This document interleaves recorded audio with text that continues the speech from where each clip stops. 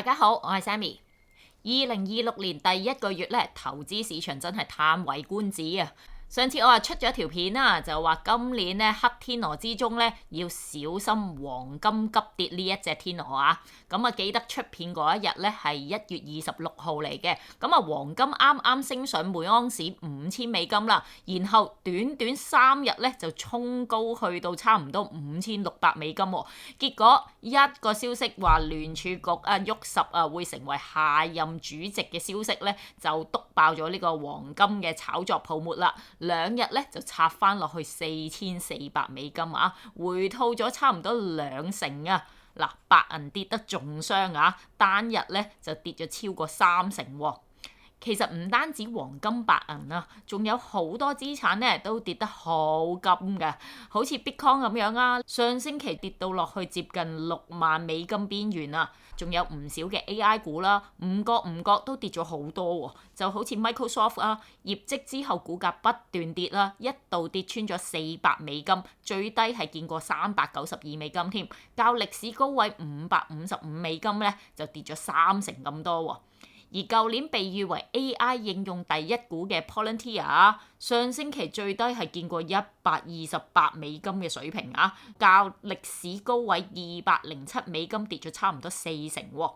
仲有之前咧就話好多未入帳嘅訂單很手嗰個 Oracle 咧，上一次咧業績明話前景好嘅，股價衝高去到$345，點知上星期最低咧就見過$135啊，高位計跌幅係達到6成㗎。大家睇到個市場啦，好風聲鶴唳咁喎。但又唔係全面嘅恐慌性冧市喎。嗱，如果大家睇翻上星期環球股市表現咧，14個主要指數裏邊咧有一半跌，但仲有一半咧係升緊嘅喎。嗱，就好似其中美國道指啊，仲升2.5%添，歷史上首次咧係企喺50,000點以上收市嘅。反而舊年表現得好好嘅韓國股市啊、台灣股市同埋港股啊，2月第一個星期咧都係要跌嘅喎。原來呢3個股市咧喺1月嘅表現咧係最好嗰3個啊！你可以話咧佢就係之前升勢升太多啦，而家就借勢調整。嗱，不過啊，日本股市咧1月都升咗差唔多6%，係14個股市裏邊排第4嘅，但2月第一個星期都繼續升1.75%啦。講咗咁耐，唔係想同大家分析個大市，而係想俾大家知道咧，今年嘅市況係唔容易玩嘅。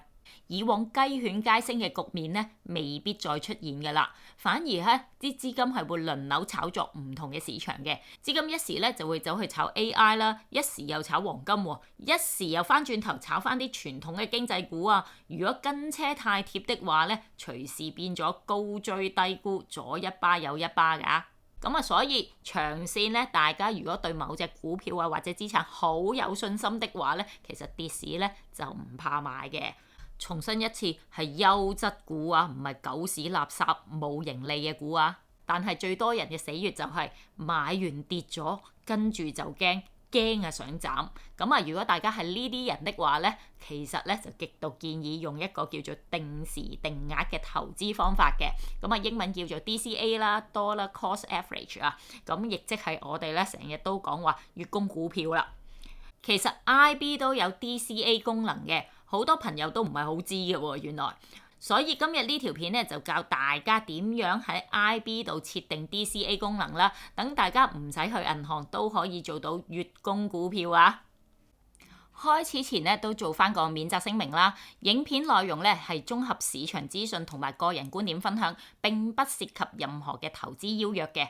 而呢條片後邊咧就會有 IB 嘅功能教學啦，不過 IB 係冇參與咧任何呢條影片嘅內容製作㗎。所有內容咧都只係我嘅用家分享心得。咁啊，另外咧喺影片資訊欄裏邊咧就有個 IB 嘅專屬連結嘅。咁啊，如果大家咧由嗰條 link 去 IB 嘅網站咧，我係可以咧收翻少少嘅推廣費用嘅。咁如果大家咧想了解 IB 多啲啊，又想支持我製作多啲影片的話咧，都可以 click 入嗰條 link 睇睇嘅。多多支持啦！咁啊，DCA 嗰個原理咧就係好簡單嘅，咁啊唔理股價係幾多錢啦，總之咧就係喺固定嘅時間，例如每個月嘅月頭啊，咁啊就用固定嘅金額去買股票或者 ETF，即係例如每個月供5000蚊落去啦，唔理佢股價係幾多啊。咁當股價跌嗰陣咧，你同樣嘅錢可以買到更多嘅股數啦，咁啊變相咧你喺低位咧就可以吸納更多嘅貨啦。當股價升嗰陣咧，你買嘅股數咧係會少咗，但係亦都可以避免你喺高位重倉啊。咁啊長期嚟講啦，你嘅買入成本咧就會被拉勻啦，咁啊唔使再去估咧究竟邊個係低位啊，邊個係頂啊。就算係一啲好強勢啊，不斷創新高嘅股票，就好似咧近期嘅 Google 咁啊，哇都唔識跌嘅 Google，咁我都係用 DCA 咁樣去儲貨嘅，咁心理壓力咧就會細好多嘅，唔會因為一次過 all in 咧就驚到瞓唔着啊嘛。咁好多人咧就以為月供股票咧就要去銀行搞啊，但其實原來 IB 都有呢個定期投資嘅 function 嘅，咁佢英文係叫做 recurring investment 啦，大家輕輕鬆鬆咧就可以做到呢個月供股票啦。咁 IB 佢呢個定時定額投資咧，其實有幾個特色嘅。嗱，佢呢個 function 咧係唔止可以買美股啦，仲可以買加拿大股票啦，同埋歐洲嘅股票，甚至乎 ETF 都可以得㗎喎。嗱，雖然佢暫時未 support 港股啊，但係大家呢幾年咧都玩開美股㗎啦，咁相信咧呢個功能對於想儲美股嘅朋友咧係好有用嘅。仲有啊，移民咗去英國嘅朋友咧都可以用佢嚟儲一啲英國嘅股票喎。咁佢入場門檻咧都好低嘅，咁啊月供咧10蚊就可以做到啦。貨幣單位咧就睇你買乜啦。如果係美股咧，最低就係$10啦。如果係英國股票或者歐洲股票咧，就係$10或者$10啦。如果你冷門到係要用瑞典克朗去買股票咧，最低入場費咧就係100瑞典克朗嘅。嗱，佢第三個功能好緊要啦，係支援稅股啊！嗱，大家可能會諗啦，$10買得啲乜啊？我想買 Google，一股都要300幾美金喎。嗱，IB 就有呢個好處啦，佢係可以俾到大家買稅股嘅，即係你可以買0.15股啊、0.3股啊、0.5股啊等等啦。咁所以你投入咧，即係例如你$1000啊，佢係計翻個價值俾翻相應嘅稅股你咯。呢個 function 咧就對於好多初出茅廬嘅打工仔係好有用嘅，因為大家可能咧初出嚟學做嘢，可能都只係得萬零蚊人工啊咁樣。咁如果我個個月都要買一股 Google，哇，講緊都成2-3千蚊嘅喎，對於佢哋嚟講咧都幾大負擔嘅喎。咁有咗呢個稅股嘅 function 咧，原來咧你每個月買$50 Google 又得喎，$50講緊都係400幾蚊港紙，食餐好少少嘅飯都喺度啦。第四咧，佢個供款時間係非常之靈活嘅，你可以自己設定買入時間啊，同埋嗰個頻率啦。即係例如你可以設定咧每個月7號開始，又或者15號開始先供嘅。咁啊，你可以揀每日啦、每星期啦、每個月啦，甚至每年啊都可以嘅。佢仲有啲2個禮拜一次添喎。真係想分散風險的話咧，咁啊建議將個買入頻率咧就密啲，但係每一注又細啲嘅。咁啊，例如你打算每個月係月供2000蚊 Google 咁樣啊，咁咪分4個星期，每星期供500蚊咯。咁個平均買入價咧就可以再拉勻啲啦。不過要留意啊，因為咧佢每一次交易咧都要收翻一個手續費嘅，所以你越密咧嗰個手續費都係會貴啲嘅。咁所以嚟到第5啦，咁佢嘅收費嘅係點計咧？咁其實佢都算叫做平嘅。嗱，佢嘅收費都係跟翻交易嘅佣金嘅。咁啊，好似美股啦，咁佢有採用一個階梯式嘅收費咧，佢最低消費咧就係$0.35嘅。咁如果固定式收費嗰邊咧，最低就係$1啦。咁啊，睇下你用邊隻啦。咁啊，某啲指定嘅 ETF 咧，仲可以去到0交易費添。不過要留意翻啊，如果英國股票嗰個佣金咧係會貴啲嘅，階梯式最低消費都要$1㗎。詳情收幾多咧？IB 網頁咧已經咧列晒出嚟啦，好透明嘅，大家可以自己上去睇啊。好，講完特色啦，再落嚟咧就實戰示範點樣喺 IB 嗰度咧就做呢一個定額定期嘅投資設定啦。首先好重要，大家咧就要開通呢個稅股嘅權限啊！當然大家最好咧就喺資訊欄嗰條專屬連結撳過去就最好啦。喺 IB log in 咗之後咧，咁你要先去到咧帳戶設定嗰度啦，就揾交易許可，咁就點擊股票裏邊入邊咧，記得要剔呢一個全球小股數交易，咁啊英文咧就叫做 Global Trade Inflections 嘅。咁啊，剔完之後咧，喺下邊簽個名咧，就等 IB 批咗，你先至可以用嘅。當 IB 批咗你呢個權限之後咧，就可以去到 menu 嗰度咧，就揾交易啦。咁喺交易嗰度咧，就揀呢個定期投資 recurring investments 嘅。咁就撳呢個建立定期投資啦。咁就可以輸入你想買嗰個股票嘅代號嘅。你想買 Google 嘅咁啊 Google 啦 ，Apple 啊 Apple 啦。然之後再落嚟，你就可以揀設定金額啦，例如每個月供$100啊，咁個頻率咧你可以揀每月啊、每日啊，睇下你想揀邊個啦。咁時間揀幾時開始啊，同埋幾時完結嘅，完結你可以揀無限期嘅喎，直至你取消為止啊。如果你唔想揀日子的話咧，你都可以揀咧供幾多期嘅，即係例如你供10期啊、20期啊咁樣，咁就可以控制資金啊嘛。入晒啲嘢之後咧，咁繼續，咁你核對多次資料，冇錯咧，撳完成，咁就搞掂噶啦。嗱，出翻嚟咧，你就見到咧你自己 set 嗰個投資指示啦。咁如果你想改金額或者頻率啊，你可以撳翻呢支筆仔入去咧，就做 edit 嘅。咁如果你唔想供的話咧，就咁可以直接喺度 cancel 咁都得嘅，非常方便。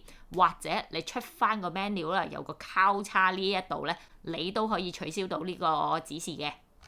有啲朋友會問啦，既然個系統係自動買，咁個買入價點計呢？因為一日嗰個價可以浮動噶嘛，day high day low可以好大波幅噶嘛，咁會唔會買貴咗㗎？咁其實 IB 個做法都公開透明咁樣講咗啦。簡單嚟講就係一個集體團購嘅操作。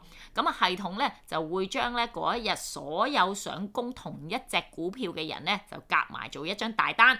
咁啊喺公開市場嗰度咧一次過買，因為咧嗰個盤都可能好大啊。咁 IB 咧就會將所有買入價咧就拉翻勻嘅，咁啊計翻一個加權平均價俾大家啦。